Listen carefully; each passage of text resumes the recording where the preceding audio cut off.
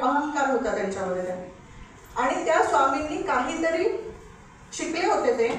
त्यांनी पाण्यावरून असे चालत चालत गेले, नदी पार केली, पुन्हा परत पाण्यावर चालत चालत आले आणि त्यांना म्हणाले, हे बघा मी सुद्धा स्वतः नदी पार करू शकतो, मला फारसं कोणी ओळखत नाही, तुम्हाला तर सगळं जग ओळखतं, पण तुम्हाला नदी पार करता येत नाही, म्हणजे तुम्हाला काहीच येत नाही.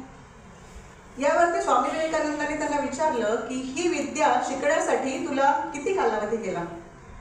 तर ते म्हणाले की 15 वर्ष झाली मी जंगलात जाऊन तपस्या केली आणि त्या तपस्येनंतर मला अशी विद्या प्राप्त झाली की मी पाण्यावर चालत जाऊ शकतो, त्यासाठी मी 15 वर्ष शिक्षण घेतलंय. मग स्वामी विवेकानंद म्हणाले की तू माझ्याबरोबर चल. ते असे बोलत असताना तोपर्यंत तिथे बोट आली, त्या बोटीमध्ये ते बसले आणि नदी पार करून पलीकडे गेले. नदी पार केल्यानंतर उतरल्यावर त्यांनी तो जो बोट चालवणारा होता त्याला 1 रुपयाचं नाणं दिलं. त्याच्यामध्ये 50 पैसे स्वामी विवेकानंदांचे, 50 पैसे त्या स्वामींचे. ते म्हणाले की जे काम 50 पैशात होऊ शकतं त्यासाठी तू आयुष्यातली 15 वर्ष घालवलीस. त्या 15 वर्षामध्ये मी जे काही शिकलो किंवा त्या 15 वर्षामध्ये मी ज्या ज्ञानाचा प्रसार इतर देशांमध्ये जाऊन केला त्यामुळे लोक मला ओळखतात.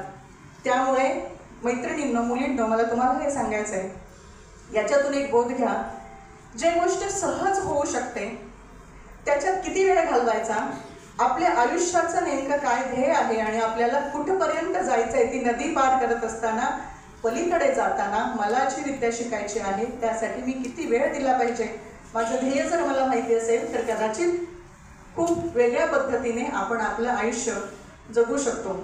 अजून एक छोटासा प्रसंग आहे.